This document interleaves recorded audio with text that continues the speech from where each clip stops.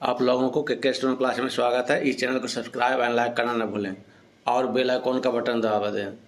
आज प्रतिलेखन संख्या 19 लिखाएंगे। पहले 70 का स्पीड में, फिर 80 का स्पीड में। पेंसिल कॉपी लेकर तैयार हैं। Ready, last ready, start. महोदय, जब तक अहिंदी भाषी हिंदी को हृदय से स्वीकार नहीं करते, तब तक वह राष्ट्रभाषा का स्थान नहीं पा सकती और यह तभी हो सकता है जब वे यह समझें कि इसमें उनका भी योगदान है और उन्होंने इससे केवल लिया ही नहीं बल्कि इसे कुछ दिया भी है और उन पर कोई दूसरी भाषा लादी नहीं गई है, बल्कि यह उनकी ही भाषा है। मेरे कहने का अर्थ यह नहीं कि आप उनकी ही व्याकरण अपना लें। इसका अर्थ यही है कि आप उदारतापूर्वक जितना ले सकते हैं ले लें। भाषा इसी प्रकार बन सकती है। यह भी आवश्यक नहीं है कि उसको स्वीकार करने पर आप वही लिखना आरंभ कर दें, परंतु जो वे लिखें उसको आप गलत ना समझें। आज किसी भी भाषा का रूप वही नहीं है जो उसके प्रारंभिक काल में था। उसमें परिवर्तन होता रहता है। हिंदी के इतिहास में भी आपको यही बात मिलेगी। मैं हिंदी का कोई विद्वान नहीं हूँ, पर मैं अपने अनुभव से कह सकता हूँ कि उसमें भी पिछले 500-600 वर्षों में बहुत अंतर पड़ा है तथा पहले की और आज की हिंदी में काफ़ी अंतर है। इसलिए नवयुग में जब वह देश की भाषा बनने जा रही है तो उसमें थोड़ा अंतर करना भी पड़े तो वह स्वीकार कर लेना चाहिए, जिससे उसका अन्य प्रदेशों के लोगों के साथ मेल बैठ जाए।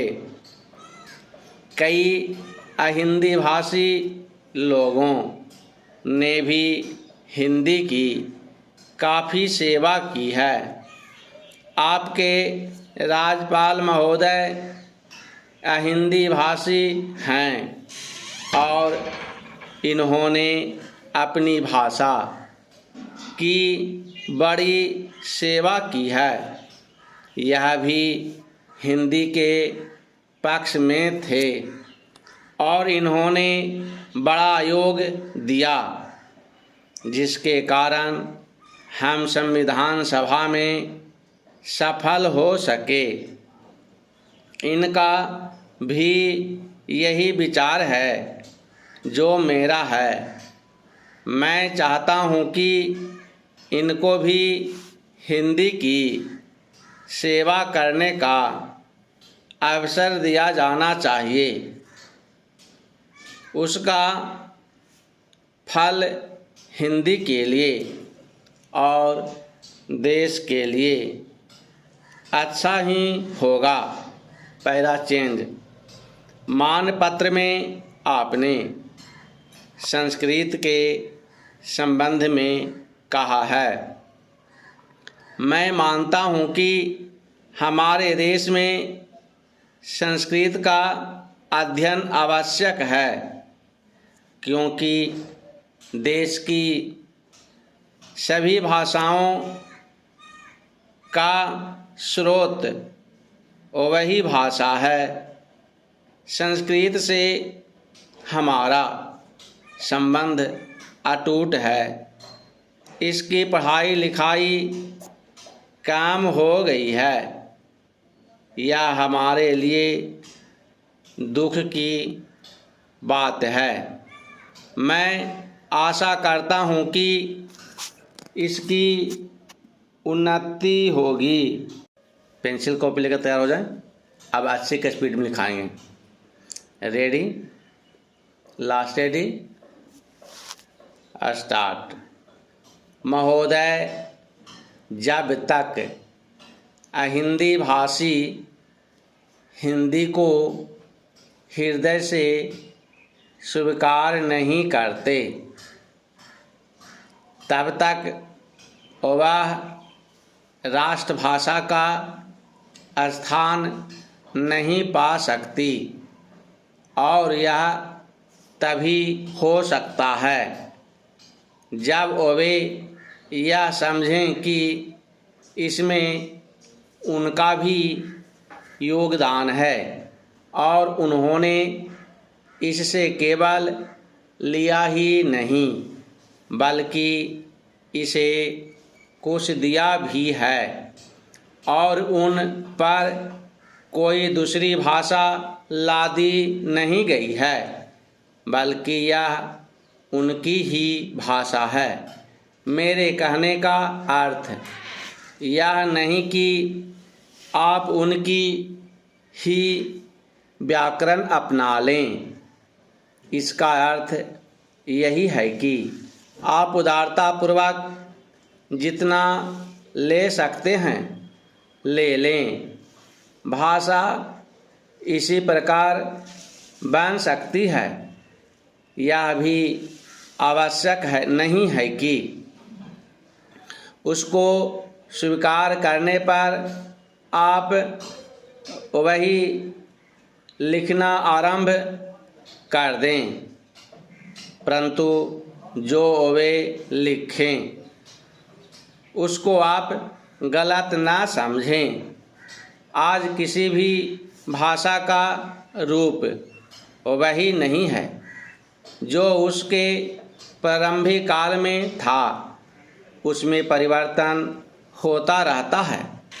हिंदी के इतिहास में भी आपको यही बात मिलेगी। मैं हिंदी का कोई विद्वान नहीं हूँ, पर मैं अपने अनुभव से कह सकता हूँ कि उसमें भी पिछले 500 वर्षों में बहुत अंतर पड़ा है, तथा पहले की और आज की हिंदी में काफ़ी अंतर है।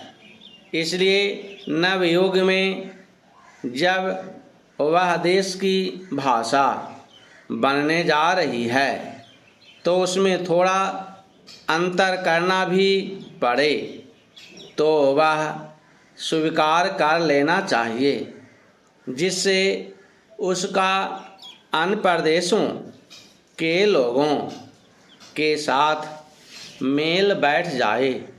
कई अहिंदी भाषी लोगों ने भी हिंदी की काफ़ी सेवा की है। आपके राज्यपाल महोदय अहिंदी भाषी हैं और इन्होंने अपनी भाषा की बड़ी सेवा की है। यह भी हिंदी के पक्ष में थे और इन्होंने बड़ा योग दिया, जिसके कारण हम संविधान सभा में सफल हो सके। इनका भी यही विचार है जो मेरा है। मैं चाहता हूँ कि इनको भी हिंदी की सेवा करने का अवसर दिया जाना चाहिए। उसका फल हिंदी के लिए और देश के लिए अच्छा ही होगा। Para change. मानपत्र में आपने संस्कृत के संबंध में कहा है, मैं मानता हूँ कि हमारे देश में संस्कृत का अध्ययन आवश्यक है, क्योंकि देश की सभी भाषाओं का स्रोत वही भाषा है। संस्कृत से हमारा संबंध अटूट है। इसकी पढ़ाई लिखाई कम हो गई है। यह हमारे लिए दुख की बात है। मैं आशा करता हूँ कि इसकी उन्नति होगी।